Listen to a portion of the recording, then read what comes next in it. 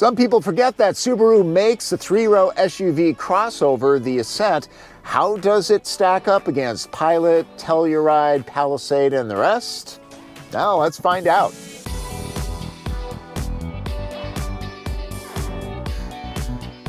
Subaru owners are a loyal pack, and sometimes their packs outgrow Foresters and Outbacks. They can always climb the lineup ladder to Ascent. Those that don't know the ways of the Pleiades brand might be unaware that it offers a three-row crossover.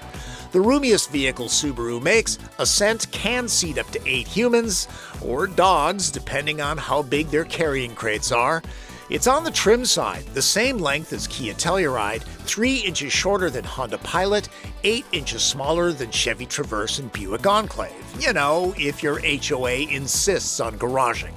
Ascent begins its price ascension at $35,700 for a base model. That includes destination and symmetrical all-wheel drive because this is a Subaru. This Onyx Edition Limited that I'm driving is substantially more expensive, $48,100. If all you want is this stylish green stitching, you can drop that price by $5,000 by going with the standard Onyx Edition. Of course, that means you're giving up creature comforts, things like a really nice Harman Kardon sound system and a panoramic glass roof. All Onyx Editions get StarTex upholstery, which is very durable and highly water resistant for people that forget to close the windows and sunroof on a regular basis. Spotter's Guide, 20-inch black wheels are the surefire way to tell it's an Onyx. Or the badge, but dang, that's hard to read. It's so Onyxy. While Subaru has made a 6-cylinder boxer in the past, Ascent moves with a turbocharged 4 that has 2.4 liters of displacement. You know the pistons don't fire vertically on Subaru engines, right? They move horizontally. The result is a flat design that's mounted low in the bay. Change your own oil? Subaru makes it easy to get to the filter. The Turbo 4 pumps out 260 horsepower, and a solid 277 pound-feet of torque low in the power band.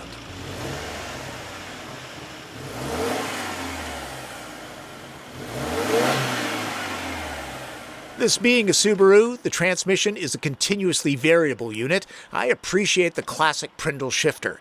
Simulated manual shifts happen here. No drive modes like Sport or Eco, but X-Drive adjusts the symmetrical drive system to get you through the sloppy stuff that you're trying to cross. It shifts the torque front to back, wherever grip is needed. There's 8.7 inches of ground clearance, and Ascent will tow up to 5,000 pounds. All Ascents get the same engine and power tuning, so none of them are any faster than the other. 0 to 60 comes up in just under 7 seconds. The throttle response is a little bit aggressive. I might even call it a little jumpy off the line. It gives the impression there's more power on tap. The turbocharged 4 does have a certain amount of heft that it's lugging around, 4,600 pounds. When you put your foot hard into the throttle, you will hear the engine. The power band loses oomph at higher speeds if passing on 2-lane roads is a common occurrence. Also, the groan isn't as satisfying as the V6s found in Telluride, Traverse, Palisade, and Pilot for people that enjoy the soundtrack and engine can sing, but turbocharged 4-cylinders are showing up more and more in 3-row crossovers, like VW Atlas. No V6 option anymore. Check this out. When I come to a stop, hear that? The engine is on. This does not have an automatic stop-start system. Very unusual these days. Those do save gas. Engineers have told me it's anywhere from 5 to 8%. Every little bit in the college fund helps. The EPA rates the fuel economy average of the Onyx Limited at 21 miles per gallon on regular grade fuel. That's pretty much the same as Pilot, Palisade, Telluride, and Traverse. But Mazda CX-90 scores 25 miles per gallon, and the champ is Toyota Highlander Hybrid, 35. And the Mazda can be had as a plug-in hybrid. Subaru will have a hybrid. For now, it's only slated for the new Forester. Ascent has a moderately raised seating position and feels trim from behind the wheel.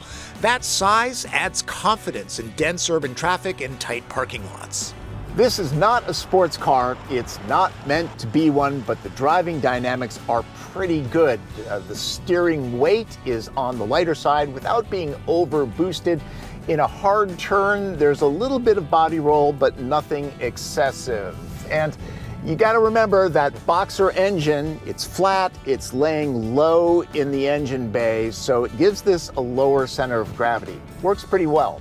It's not as engaging as the Mazda, but it's good for a family truckster. Subaru's suite of active electronic safety tech is dubbed EyeSight. It's a solid system that's been updated with an extra camera for a total of 3 now, and all but the base model get automatic emergency steering that can take the helm to guide Ascent around a stationary object.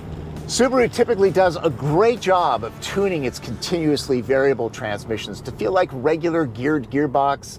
With the Ascent, there's a little bit more of that signature rubbery drone. It's not as elegant as Telluride or Palisade or Pilot. And there is a bit of road noise coming through. Hardly the roar of a 747, it just seems a skosh higher than competitors to my ears. The ride quality is set appropriately towards comfort. When it comes to Subaru interiors, Ascent gets one of the better looking spaces. Coach Pete Carroll would happily sign off on the stitching. It's a nice pop. Door panels have personality. There's no scratchable shiny black trim or fakey faux wood. Things that are touched feel good. The design team must have kids. There are storage spaces tucked all over the cabin. Some are small, all are useful.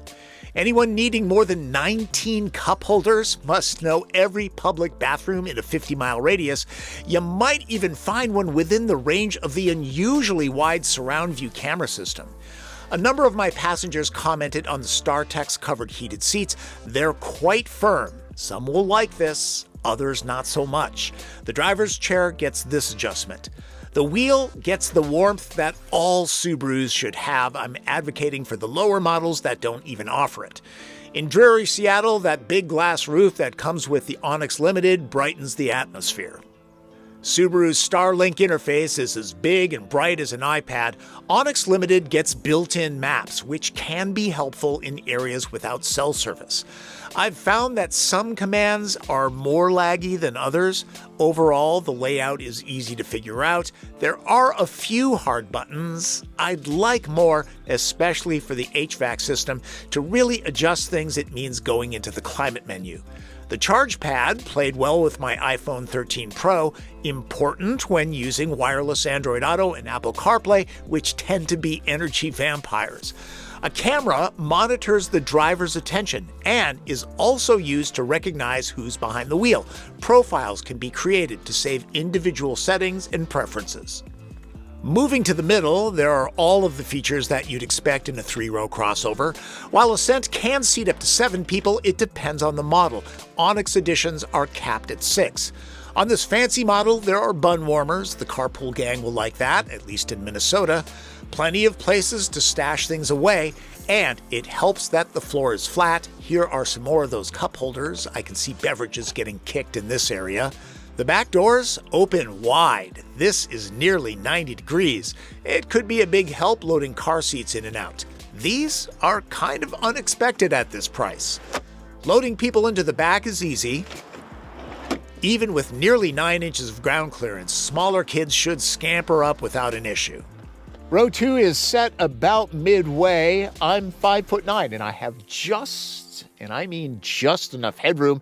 There are belts for 3 back here. In that case, little kids only. 2 adults max, unless you don't like them. As far as leg and foot room goes, it's not bad. I can put 1 foot underneath the seat, the other down the middle. The cushions are on the low side, of course. This is the 3rd row of an SUV crossover. It's not terribly bad, though. My knees aren't up into my chin. As far as amenities go, there are cup holders and USB ports. Wish there was a little bit more headroom, though. There's an intercom system. Parents won't have to raise their voices, at least in the car. Toyota Grand Highlander has a lot more space in the back and available as a fuel-sipping hybrid. Also, check out Atlas, Pilot, and Traverse for more room. Ascent is not the first three-row vehicle Subaru has offered. That honor goes to the B9 Tribeca. It was slightly smaller and had a more avant-garde design inside and out. Apparently, loyalists didn't warm to the modern styling, which seems to have scared Subaru off from modern looks. So Ascent's design language seems to be inspired by Harry Potter's invisibility cloak. It's very anonymous, very Subaru, and the styling makes it appear a size smaller than it is.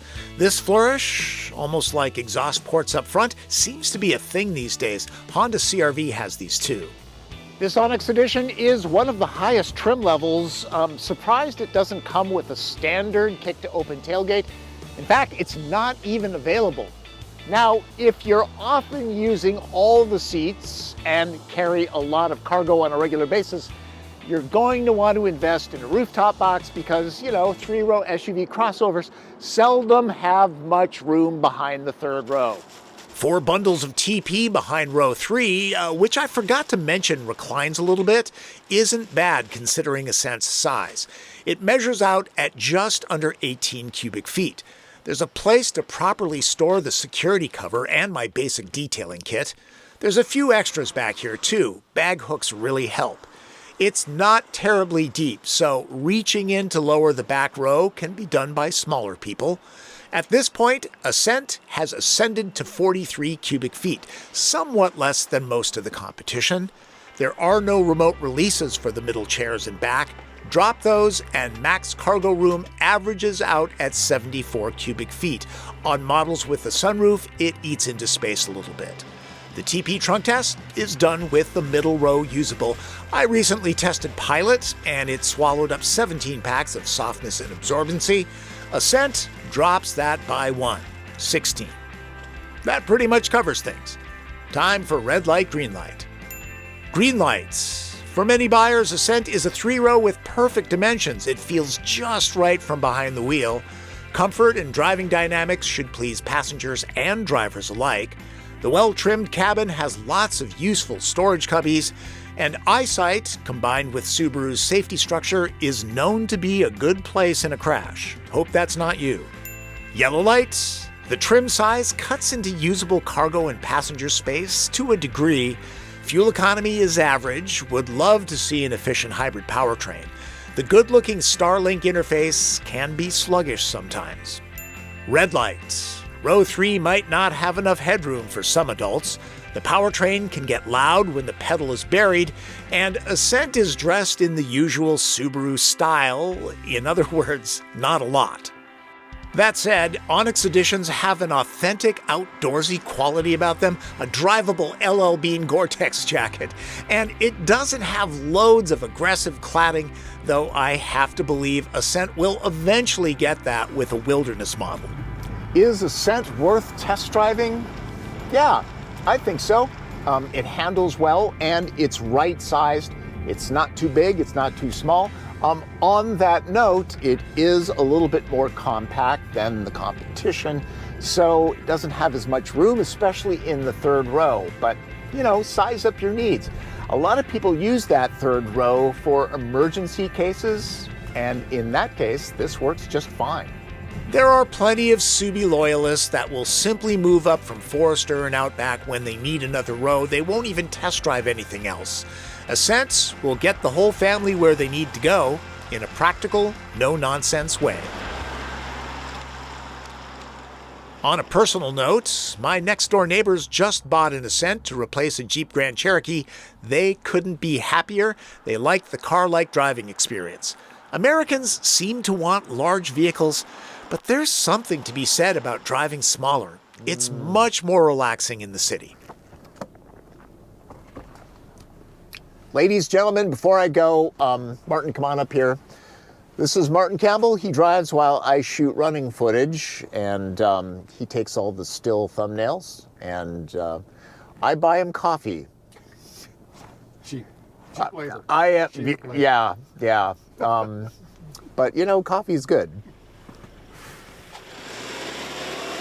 Martin is in the market for a new vehicle. It'll be interesting to see what he ends up considering all the cars that he drives. Not an Ascent, though. His kids are gone and out of the house. Hope you got something out of my look at the 2024 Subaru Ascent Onyx Edition Limited. Before I go, let's get back to the stitching. Companies always have fancy names for these hues. In Subaru's case, it's green. It's just green. Porsche calls it acid green. You know when the Seahawks play with those really bright jerseys on? That used to be called action green. Nike renamed that neon green, which is descriptive, but kind of like action green better. Why do I know these things? Well, I used to wear test for Nike long ago when I was running a lot, but I also have a command of useless knowledge. We all do, right? Right. Thanks for watching. Subscribe to this channel and click notifications. And if you have a question, leave it in the comments or find me on social media. If you want to support this channel, I am not going to stop you. Please do using YouTube Super Thanks or Venmo, and I appreciate that. That's Driven. I'm Tom Volk.